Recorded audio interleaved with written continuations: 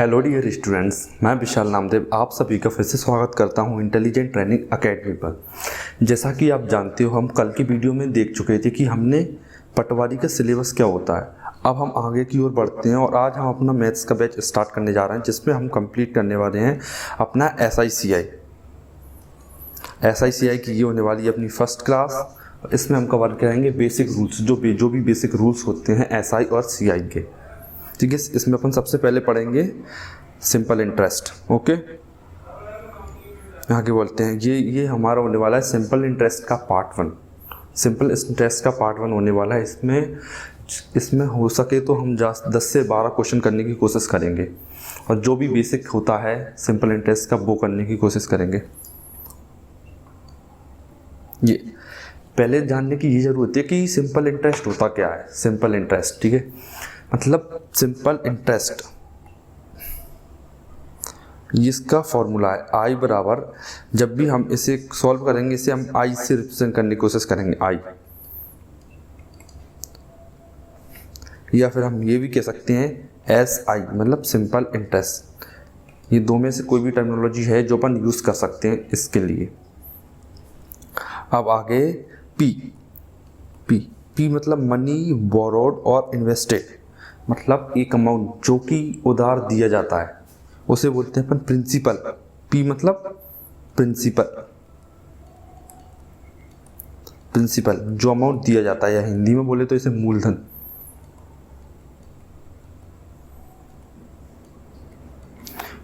ठीक है। अब आगे को बढ़ते हैं R क्या होती है? R होती है अपनी रेट, मतलब दर, कि किस दर से दिया जा रहा है। 5% 10% 20%, मतलब जो भी एक दर रहती है एक निश्चित, उससे दिया जाता है ये दर। टी मतलब होता है टाइम पीरियड, मतलब किस टाइम के लिए दिया गया, 1 साल के लिए, 2 साल के लिए, 3 साल के लिए, 4 साल के लिए। इस टाइप से एक टाइम पीरियड डिफाइन किया जाता है। जब भी कोई अमाउंट देते हैं किसी को, जब भी प्रिंसिपल उधार दिया जाता है तो सबसे पहले एक टाइम पीरियड सबसे अहम होता है इसमें। अब आगे बढ़ते हैं, अपना ये फॉर्मूला हो गया, इसकी कोई ज़रूरत नहीं होने वाली अपन को। ये अपने कुछ बेसिक फॉर्मूले हैं। SI सिंपल इंटरेस्ट मतलब कोई धनराशि कितनी रेट पर कितने टाइम के लिए दी गई है, इसे बोलते हैं अपना सिंपल इंटरेस्ट PRT। ओके, ये हो गया अपना सिंपल इंटरेस्ट की डेफिनेशन। अपन अन्य शब्दों में ये भी कह सकते हैं कि सिंपल इंटरेस्ट है वो principal into rate into time, इन तीनों के मल्टीपल का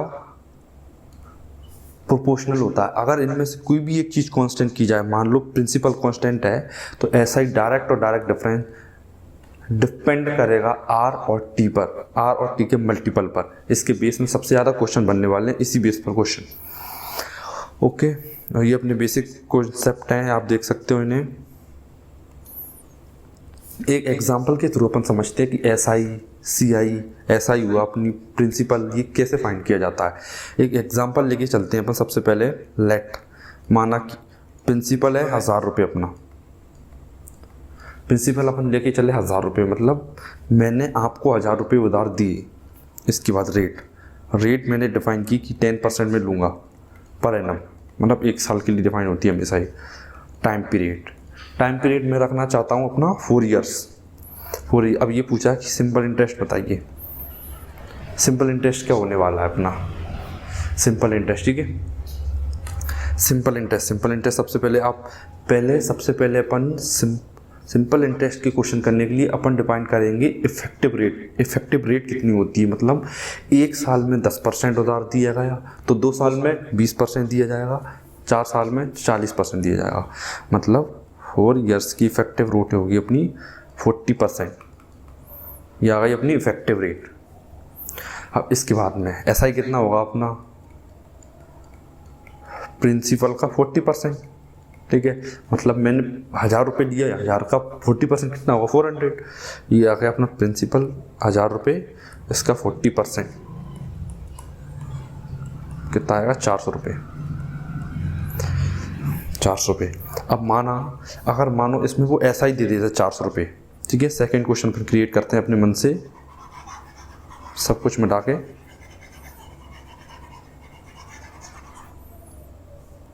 सर ये बताइए कि अगर ऐसा ही 400 रुपये है तो टाइमिंग बताइए, टाइमिंग कितना है। टाइमिंग नहीं दी, अब टाइमिंग बताना है आपको। टाइमिंग आप कैसे बता सकते हो?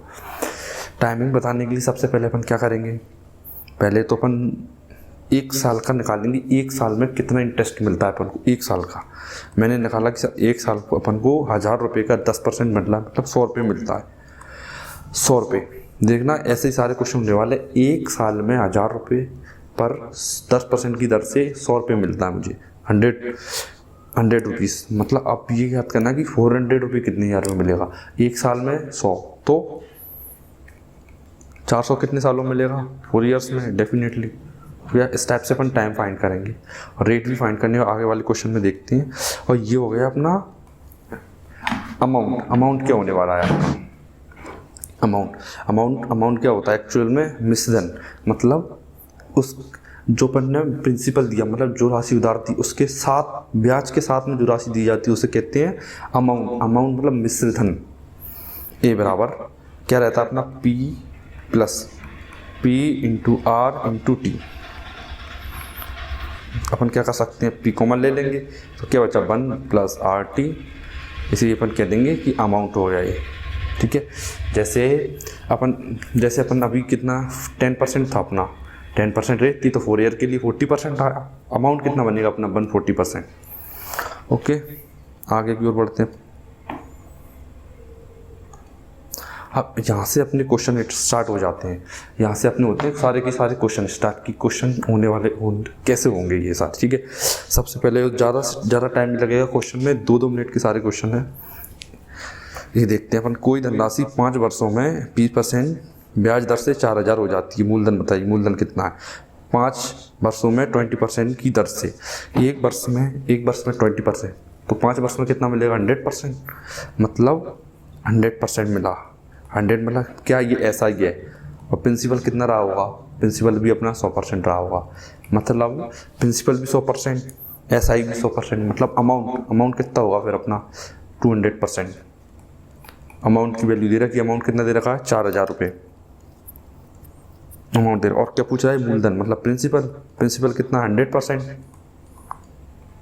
अगर 200% की वैल्यू 4000 है, मतलब 2 जीरो से 2 जीरो काटा, 2 से 20, मतलब 1 की वैल्यू 20 तो 100 की 2000। ये अपना आंसर आ गया। ये अपना पहला क्वेश्चन सॉल्व हो जाता है। अपन आगे की ओर बढ़ते हैं। आगे की ओर बढ़ते हैं और अपन देखते जाते हैं कि कैसे होने वाला है अपना क्वेश्चन आगे। निवेश की गई राशि का अनुपात और प्राप्त राशि का अनुपात 5:8 है। 5 वर्षों में साधारण ब्याज दर पर ब्याज दर ज्ञात कीजिए। मतलब मैंने 5 रुपये इन्वेस्ट की और मुझे 8 मिले। देखना, मतलब मैंने P इन्वेस्ट किया और A मुझे मिला।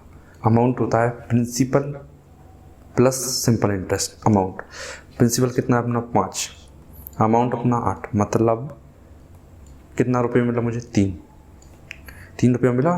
3/5 3 रुपया मिला मुझे 5 पर। मतलब 3/5 की फ्रैक्शन वैल्यू 60%। मतलब ये बात पता चली मुझे कि 5 वर्षों में मुझे 60% की इफेक्टिव रेट मिलती है। 5 वर्ष में 60% की। 5 ईयर में मुझे मिलती है 60% की इफेक्टिव रेट। तो आप ये बताइए 1 ईयर में कितनी मिलेगी? 12%। आंसर। नेक्स्ट क्वेश्चन क्यों बढ़ते हैं अपना। नेक्स्ट क्वेश्चन अपना हुआ कि कितनी राशि साधारण ब्याज के रूप में दी जानी चाहिए 6 महीने के लिए कि यह 2%, 4% प्रति वर्ष की दर से ब्याज कमाने का आदेश 150 रुपये हो जाए। मतलब रेट थी 4% पर एनम, लेकिन वो बोला 6 महीने के लिए। मतलब दर है जो अपनी रेट है वो आधी हो जाएगी 2%। इसमें कह रहा है कि 2% मतलब 2% की वैल्यू दी 150। ये अपना ब्याज है 2%। अब पूछ रहा है 100%, मतलब प्रिंसिपल क्या है, क्या होता है इसका? ये 50 गुना है इंटू 50, तो ये भी क्या हो जाएगा? इंटू 50, मतलब 7500। ये हो गया अपना क्वेश्चन। ठीक है, आगे की ओर बढ़ते हैं अपन। आगे की ओर बढ़ते हैं। अब आगे की ओर नेक्स्ट क्वेश्चन अपना कह रहा है कि 12% की दर से कितने वर्षों में 3000 रुपये की धनराशि 1080 का साधारण ब्याज देगी?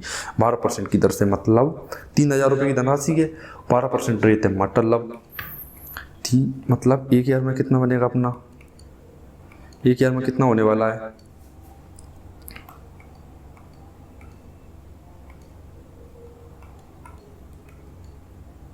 एक ईयर में कितने होने वाला है, मतलब 3000 का 12% कितना होगा, 2 जीरो से 2 जीरो परसेंट कट जाएगी, 12×360 रुपये।